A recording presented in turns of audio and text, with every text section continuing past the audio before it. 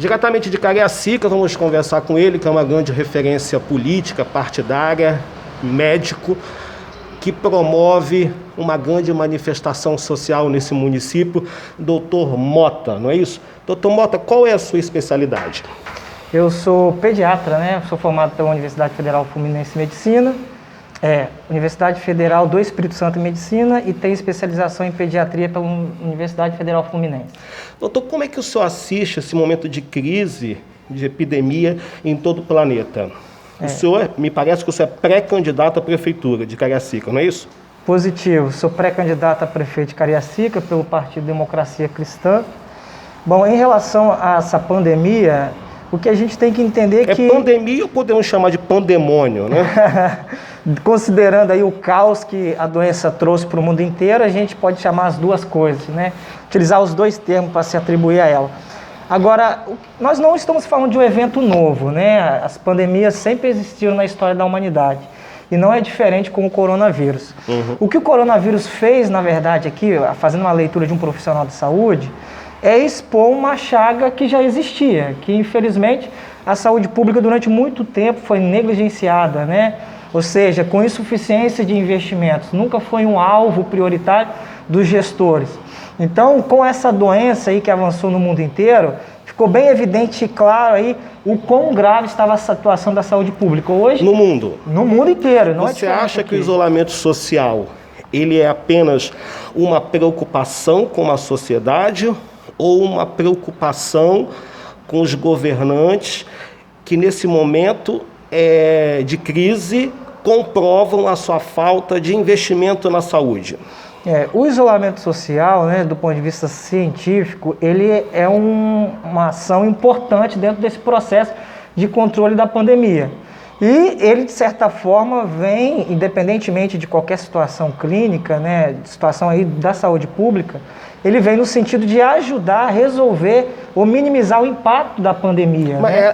Sim, entendo, o isolamento é essencial, mas quando se fecha tudo, o cara, de uma certa forma, tem uma preocupação com a sociedade, mas ele tem uma preocupação com ele mesmo, porque durante esse tempo todo não investiu em saúde. Existe uma doença gravíssima, nós não investimos em saúde, nós não temos leito, nós não temos nada, agora nós vamos provar para a população que nunca investimos em saúde. E temos esse isolamento como suporte internacional para amenizar a nossa falta de investimento. Não, por quê? Você vê países aí de primeiro mundo, né, como os Estados Unidos, na Europa você vê a Itália, todos os países praticamente do mundo inteiro estão enfrentando uma crise na saúde pública. Então isso não é um problema especificamente de um país subdesenvolvido. Não, quando eu digo não estou me referindo ao Brasil, mas sim ao mundo. Os Estados Unidos é um país que não tem um SUS como nós temos. Pelo menos o pobre aqui chega no SUS, e lá não tem SUS. Lá, se você não tiver plano de saúde, você está perdido, né? De repente, essa falta de investimento também não nasce nos países de primeiro mundo? Positivo. É aquilo. O isolamento social que ele vem, na verdade, o objetivo dele é tentar atenuar aí o impacto da pandemia sobre a sociedade. Mas, inevitavelmente, a pandemia em si, ela expõe a gravidade da saúde pública, você está entendendo? Não é o isolamento social em si que expõe isso. Entendi. É a própria ocorrência da pandemia. Você acha que a crise de saúde pública, a pandemia, está se fazendo política com a pandemia no Brasil? Infelizmente, no Brasil, especificamente em alguns países, o que a gente observa é o uso político, né, de um problema que a priori é sanitário, né? Nós temos um problema que começa com uma saúde pública, que é a ocorrência da pandemia, mas que infelizmente desboca aí, acaba repercutindo aí no âmbito político. Então, e isso é ruim para o país. Por quê? Aquilo que já era um problema em si se torna-se ainda pior, porque a instabilidade ela não ajuda em nada a resolução de qualquer problema, e não é diferente com a situação da crise sanitária que nós estamos vivendo.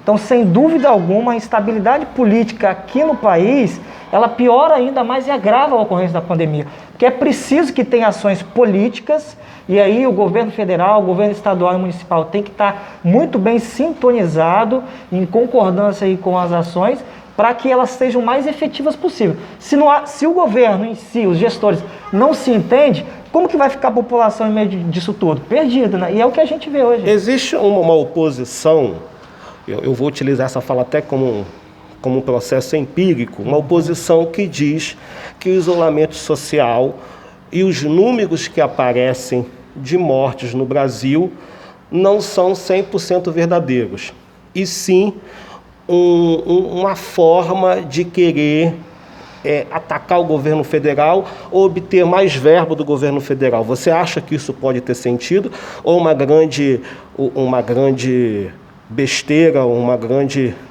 Não, em meio a essa situação, vai sair, né, surgem comentários dos mais diversos possíveis. Sem dúvida alguma, os números que existem, eles não são reais. E eu vou te explicar por quê.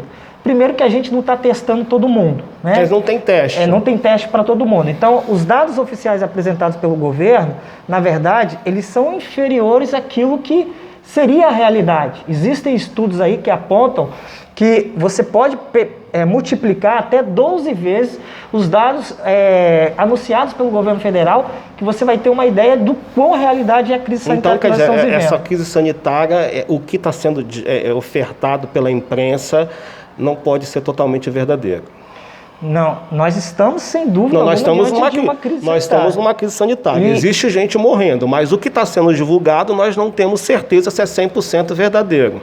Não, até porque... Porque é engraçado, só te interrompendo, doutor, desde quando apareceu a pandemia, não tem ninguém morrendo de AIDS, não tem ninguém morrendo de problemas cardíacos, está todo mundo morrendo de corona. Não, é porque o foco, né, a imprensa em si tem focado no problema coronavírus, né? Isso não significa que as pessoas não estejam morrendo por outras causas. Isso está acontecendo, né? Existe a possibilidade, por exemplo, se a pessoa chegou lá, é claro que nós não podemos falar isso, mas vamos supor, a pessoa morreu, problema cardíaco, chegou lá, bota a corona aí para aumentar a estatística. Existem aí comentários dos mais diversos em relação a isso, mas ninguém pode comprovar isso, né? Vira calúnia, né? Isso, ninguém pode comprovar isso, até porque isso é crime. Então, admitir que um gestor ou algum órgão sanitário esteja fazendo isso, né, é admitir a existência de um crime. Lembrando que o que nós estamos falando são conhecimentos, o que está sendo dito é uma fala empírica, não tenho certeza de nada, não quero ser preso. Não, sim. Mas é aquilo que a gente estava falando, né? O que acontece? Nesse momento, o que as pessoas não podem ter é incertezas. E para que isso não aconteça, é muito importante que o gestor, o governo federal, o governo estadual municipal, ele tenha uma linguagem bem clara em relação a como enfrentar essa pandemia. E não é isso que a gente está vendo. O que nós observamos é que os discursos estão completamente desencontrados. E isso, de certa forma, a meu ver, está relacionado com a instabilidade política que nós passamos, né? Então, isso acaba atrapalhando e dificultando ainda mais. O senhor está atuando como médico? Sim. O senhor atua onde? Particular ou público? Sempre trabalhei no público. Sempre. Como é que o senhor está assistindo a pandemia hoje nas crianças? Como a gente sabe, na população infantil, o índice é inferior àquilo que a gente observa no público adulto, né? Mas a gente tem recebido casos de crianças e na sua maioria das vezes são assintomáticos ou oligossintomáticos, né? Mas existem relatos... São eles que levam. Isso. Existem relatos de óbito, né, em crianças, né? Entendi. Agora você é pré-candidato à Prefeitura de Cariacica, um município que tem uma verba menor do que a própria Universidade Federal. Caso o senhor seja eleito, o senhor está preparado para lidar com essa eterna crise instalada no município, que é histórica? Sim, sem dúvida alguma. Até porque, o que a gente observa, né? Tudo isso, de certa forma, é fruto de uma falta de atenção, né? Por exemplo, hoje a gente fala da saúde pública. O principal problema de Cariacica é a saúde pública. E por que isso aqui é um problema? Porque, infelizmente, a saúde básica ela não foi trabalhada adequadamente. O que seria saúde básica? Saúde básica, assistência às coisas mais básicas do ponto de vista de saúde. Ou seja, é o programa de vacinação de crianças, é o programa de atenção a doenças crônicas, né? O acompanhamento de puericultura. Tudo isso entra dentro do escopo da saúde básica. A saúde básica vem no sentido de atuar de maneira preventiva. E essa campanha de vacinação que existe no município, ela não é eficaz? Não, é eficaz, né? Tão eficaz que ela é obrigatória todo ano, né? Ocorre todo ano. O problema é, qual é o alcance dessa vacinação? Por exemplo, Cariacica enfrenta um problema muito claro no que diz respeito às campanhas de vacinação. Ora porque não tem o vacinador, né, um técnico que faz o curso oferecido pelo Ministério da Saúde, seja porque o técnico não está preparado para fazer a vacinação, porque tem que ter o curso de vacinação publicado, ou seja, porque houve erro em termos de gestão de recursos humanos, ou seja, deram férias para alguém... A vacina, só te interrompendo, quando se faz a vacina, tem a cadernetazinha e automaticamente essa vacina é lançada por um sistema que faz, num programa que fica interligado ao governo federal, é isso? Não? Não existe informatização ainda no Brasil inteiro. Não. Né? Vitória já tem. Vitória já tem. O que existe aqui no Cariacica é o registro na caderneta da criança e no prontuário do paciente. Se perder, tem que tomar tudo de novo. Se perder, tem que... Não precisa tomar tudo de novo. Você vai tomar as vacinas a partir da idade que você precisa, né? Entendi. Então, não existe essa necessidade. Por isso que é importante a informatização do sistema, né? Que com isso, você consegue resgatar. O prontuário, em termos de papel, ele traz esses inconvenientes de você perder, especialmente que nós estamos falando de um município que sofre muito enchente, né? Muito legal. Enfim, voltando a falar sobre a sua pré-candidatura, você é pré-candidato, você já tem alguma plataforma de política para ofertar para o município, para quem pretende votar em você? Positivo. Nós, como médico, a gente entende que, né, antes de fazer qualquer diagnóstico, antes de propor o tratamento, a gente precisa de um diagnóstico. E esse diagnóstico depende de uma história muito bem fundamentada, de um exame físico muito bem feito. Né? Embora a gente saiba dos problemas básicos de Cariacica, a gente entende que são questões complexas e cuja solução depende de uma análise muito minuciosa de quão grave é a situação. Então nós estamos na fase de diagnóstico da cidade, né? Coletando dados, informações e já através de uma equipe técnica, né? Porque o nosso foco é equipe técnica, gestão técnica em que o foco das nossas ações seja o cidadão. Nós estamos fugindo desse loteamento do espaço público, que é um grande problema, porque você coloca pessoas, às vezes, sem competência para assumir funções, né? E quando não, você não cobra resultados, simplesmente por acordos políticos prévios. É isso que nós estamos fugindo, né? Você está fugindo da politicagem, dos acordos pré-estabelecidos em campanha. A gente está aberto ao diálogo com as várias forças políticas, mas entendendo que o essencial do processo de uma boa gestão é você colocar pessoas competentes e técnicas para assumir aquela função e cobrar resultados, né? Isso não inviabiliza qualquer conversa com o partido A ou B. Não, o que eu tenho que fazer enquanto gestor partido A, vamos discutir. Eu só vou te pedir para você ficar paradinho, desculpa, doutor, desculpa. Perdão. Então, o fato de a gente pensar numa gestão técnica não inviabiliza, não dificulta discussões com as várias pessoas. E também falar de plataforma agora nesse momento é até complicado, é melhor deixar para mais tarde, né? Sim, claro, um município com quase 400 mil habitantes, né, com os problemas crônicos. Qualquer um que apresentar uma solução agora, com certeza ele está sendo fadado a mentira. Exatamente. Né? Não existe solução. Eu só acho que a campanha vai existir, a eleição vai acontecer nesse momento de crise, de pandemia, de pandemônio, como é que vai ficar? Sim, a eleição vai acontecer, o que a gente não sabe é quando vai. A princípio está mantendo a eleição para outubro, né?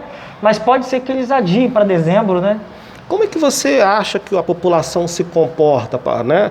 O eleitor mudou bastante, a cada dia que passa ele está mais perspicaz, né? Ele consegue entender que o jogo da política é o jogo da mentira, é o jogo do engano, é o jogo do interesse próprio, né? Como é que lidar nesse universo em que a política se consagrou, infelizmente, através dessa titulação tão ruim, né? Falou de política, o pessoal não gosta.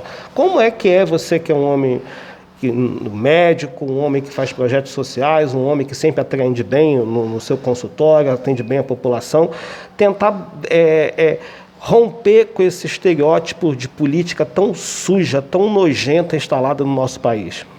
Isso, esse... Não me refiro aos atuais prefeitos, o atual prefeito Juninho, que por sinal é uma pessoa simpática, mas enfim, não me refiro a ninguém, estou me referindo à política em geral. Sim, o que o cidadão está acostumado a ver é a face negra da política, né? E o que nós estamos buscando apresentar é a face boa da política. A política em que o cidadão é o centro da atenção do gestor, né? Infelizmente, durante muito tempo, os políticos vêm se afastando do eleitor. Só aproxima na época da eleição. Acabou esse período, esquece-se do eleitor. Mas não é isso que nós viemos apresentar, né? O Brasil vem passando por uma onda de renovação, não só o Brasil, o mundo inteiro. E não é diferente aqui no nosso município, né? Estão emergindo vozes aí no cenário político que vêm apresentar aí, né, a faceta mais nobre da política. Porque a política é importante para as nossas vidas, define tudo. Define seu salário, define, né, a iluminação da sua rua, vaga de escola. Então, furtar-se a participar dessa discussão do ambiente político é um dos piores erros que nós podemos cometer. Então, nós aceitamos o desafio apresentado pelo partido. É muito importante destacar aqui que nosso projeto é um projeto coletivo, é um projeto de grupo, não é fruto da vaidade, né?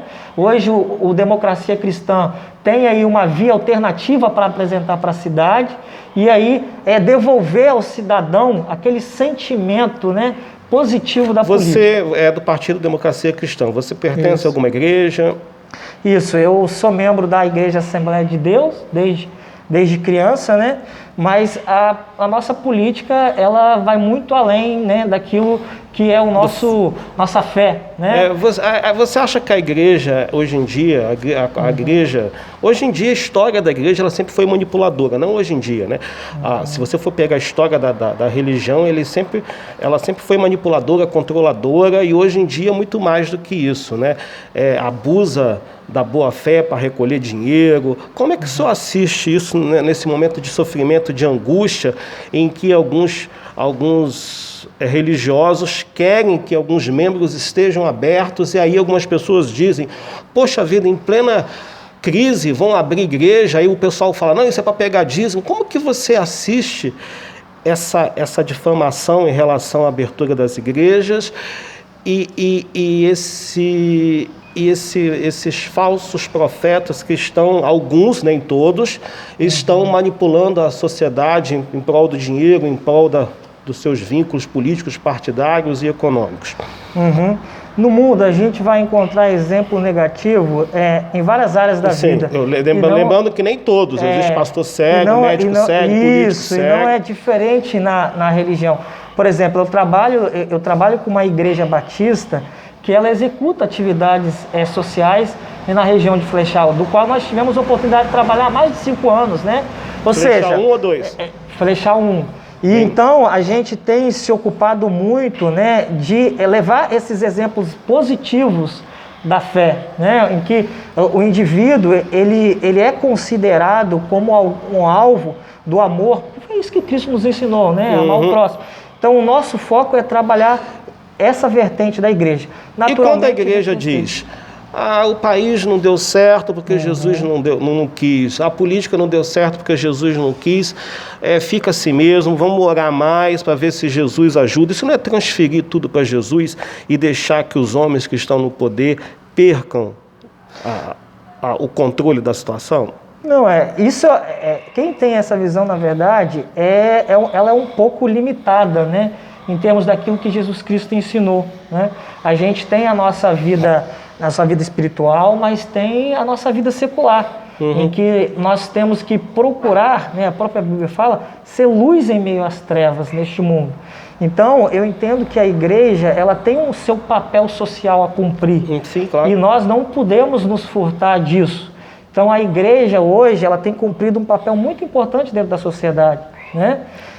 E é isso de que a gente tem resgate das pessoas que usam drogas. Sim, de resgate, né? Um papel até que vem aí, de certa forma, suprir uma deficiência do Estado. Doutor Mota, finalizando, qual é a mensagem que o senhor dá, o senhor que é pré-candidato do Partido Democracia Cristã, para a população de Cariacica e para o partido e para as pessoas que vão te assistir aqui no nosso canal. A nossa mensagem é uma mensagem de esperança, né, para todos os cidadãos de Cariacica e do Brasil inteiro, né? Nós estamos aqui, né, aceitando essa missão, esse compromisso de levar a transformação que a política necessita. E aqui, no âmbito municipal, né, a Democracia Cristã se apresentou aí como uma via alternativa para trazer as transformações e as mudanças que todos nós anseiamos. Então, nos acompanhe aí pela página, né, pelo Facebook, acompanhe as nossas propostas e sintam-se à vontade para colaborar e nos ajudar a construir essa transformação. Qual o Facebook, doutor? Oi? Qual é o seu Facebook? Jovarci Mota. Instagram, doutor Mota. Tem também, doutor Mota também. Só entrar lá, vocês vão nos identificar. Então, essa é a nossa mensagem para vocês. Doutor Mota, só autoriza o uso da sua imagem? Positivo. Bom, gente, esse canal aqui é um canal voluntário. Eu espero que vocês tenham gostado da entrevista. Nós não cobramos nada. Quem quiser participar do canal, só entrar em contato pelo meu Facebook.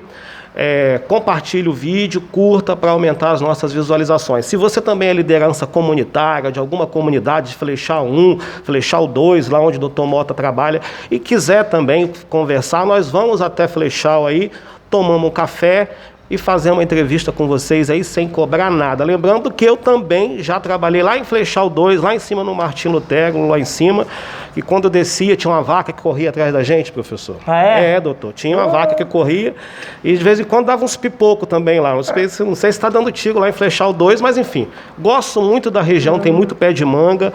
Um abraço para a comunidade de Flechal 2. Ficamos por aqui, até mais ver. Obrigado. Um abraço a todos.